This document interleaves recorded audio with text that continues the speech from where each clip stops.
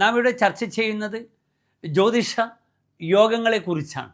ജ്യോതിഷ യോഗങ്ങളിൽ ചന്ദ്രനുണ്ടാക്കുന്ന ചാന്ദ്രയോഗങ്ങൾ, പ്രധാനപ്പെട്ട യോഗങ്ങൾ നാം ചർച്ച ചെയ്ത് കഴിഞ്ഞു. സുനഭ, അനഭ, ദുരുദുര, കേമദ്രുമ യോഗങ്ങൾ. ഇനി നാം ചർച്ച ചെയ്യുന്നത് മറ്റൊരു ചാന്ദ്രയോഗമാണ്. ഈ ചാന്ദ്രയോഗത്തിൻ്റെ കർത്താവ് ചന്ദ്രനാണ്. ഇവിടെ ഈ യോഗകാരകനായി വരുന്ന ഗ്രഹം സൂര്യനുമാകുന്നു.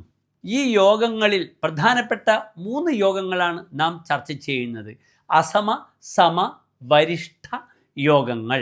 എന്താണ് ഈ യോഗങ്ങളെന്ന് നമുക്ക് സസൂക്ഷ്മം പരിശോധിക്കാം.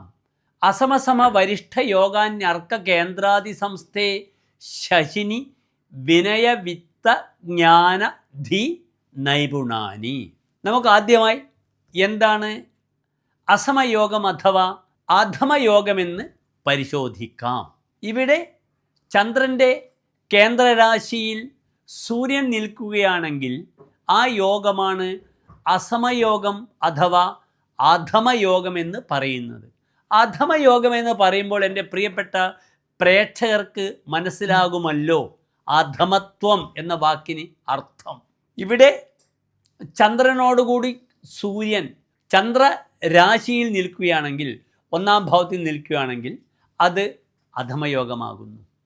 പിന്നീട് മറ്റ് കേന്ദ്രഭാവങ്ങൾ, കേന്ദ്രമെന്നാൽ ലഗ്നം 1-ാം ഭാവം, അത് ഞാൻ പറഞ്ഞു. മറ്റ് കേന്ദ്രഭാവങ്ങൾ എന്തൊക്കെയാണ്?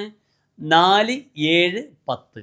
അതിനാൽ ചന്ദ്രൻ നിൽക്കുന്ന 1-ാമത്തെ രാശി 1-ാം ഭാവം, പിന്നീട് 4-ാം ഭാവം, പിന്നീട് 7-ാം ഭാവം, അപ്രകാരം തന്നെ 10-ാം ഭാവം. ഈ 4 ഭാവങ്ങളെയാണ് ജ്യോതിഷത്തിൽ കേന്ദ്രഭാവം എന്ന് പറയുന്നത്.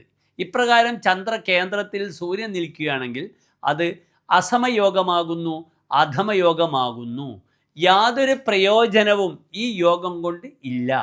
ഒരു അധമത്വമാണ്.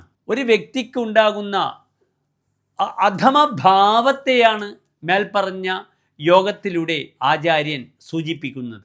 എല്ലാ പ്രിയപ്പെട്ട പ്രേക്ഷകരും നിങ്ങളുടെ ജാതകത്തിൽ ഏത് യോഗമാണ്? അധമയോഗമാണോ, സമയോഗമാണോ, വരിഷ്ഠയോഗമാണോ എന്ന് ചിന്തിക്കുക. അടുത്ത എപ്പിസോഡിൽ വളരെ വിശദമായി സമയോഗവും വരിഷ്ഠയോഗവും നാം ചർച്ച ചെയ്യുന്നതാണ്. നന്ദി, നമസ്കാരം.